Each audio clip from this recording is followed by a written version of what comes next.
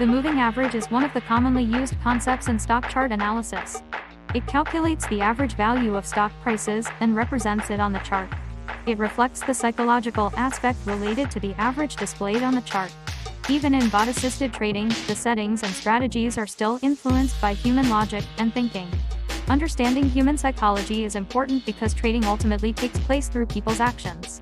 We tend to feel comfortable when equilibrium is formed, rather than a continuous upward or downward trend. It is when the current price deviates from the average after a certain degree of rise or fall. Psychological timing occurs when trading is done to realize profits. The ambiguity lies in the phrase to some extent. This sense is acquired through analyzing charts and gaining experience in actual trading. Forming such a sense takes time. Without a reference point, more time is required through experience.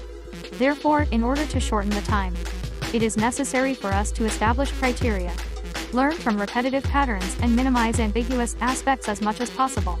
To understand moving averages, it is essential to grasp the concepts of trends and waves. Charts are relative concepts, meaning that when there are two elements, they become relative to each other and form relativity. To achieve this, we use two or more moving average lines to create relativity and establish a reference point. In relative terms, larger moving average lines represent trends, while smaller moving average lines represent fluctuations or waves. Looking at this chart, trends indicate the direction, while waves represent movements within the trend. Trends are solid, while waves are more subtle. Therefore, we adjust the length of moving averages to create relative strength and establish a relative reference point.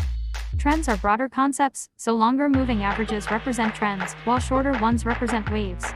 In SMAT simple moving average, it is common to use 7-day and 25-day moving averages.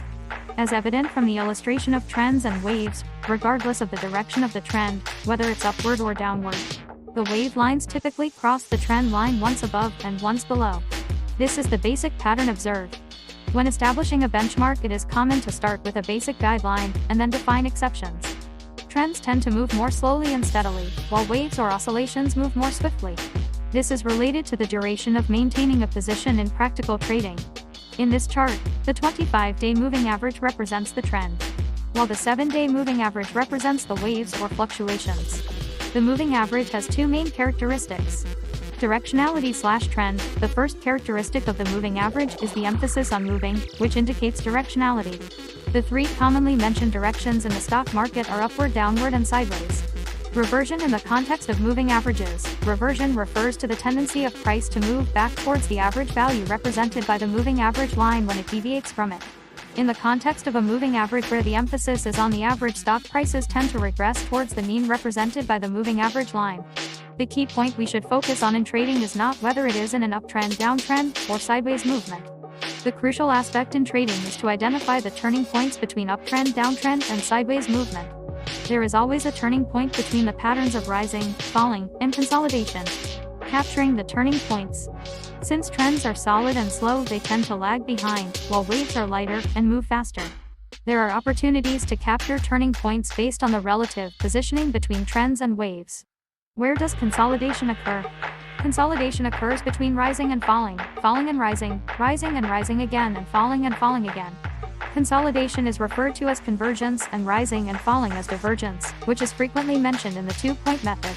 In charts, it holds true that convergence leads to divergence and divergence leads to convergence.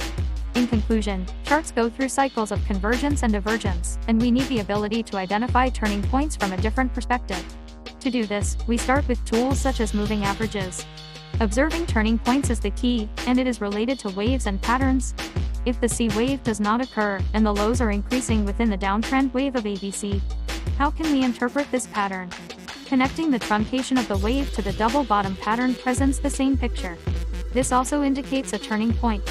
Based on the trend and wave, it is the turn of the current wave to rise above the previous white line, followed by a subsequent decline. In essence, it repeats the pattern of up, down movements. Then, at the point of the next rise, where the lows cannot be lower, double bottom, truncation of the C wave, it becomes the turning point.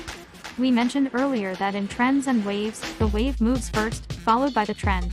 In this chart, if the blue line represents the trend as the relatively longer line, and the white line represents the wave, in order to change the trend, the movement of the wave must meet the requirements of the double bottom pattern. Only after the wave forms the double bottom pattern does the trend change direction. The concepts of trend and wave that were previously discussed have gradually unfolded as abstract ideas. In conclusion, capturing the turning point involves using moving average lines as a reference and identifying patterns such as double bottoms or double tops. Understanding trends and waves is necessary to make judgments about double bottoms or double tops. Using the 7-day moving average as a reference, we need to observe the repeated cycles of upward and downward movements, looking for a situation where the lows cannot go lower.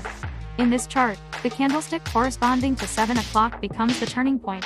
After briefly rising above the white line, first bottom, and then declining again, second bottom, without establishing a lower low, the double bottom pattern is completed. When the candlesticks show a dominant shape within the double bottom pattern, it is considered a turning point. In the next video we will discuss the concept of time. Thank you for watching.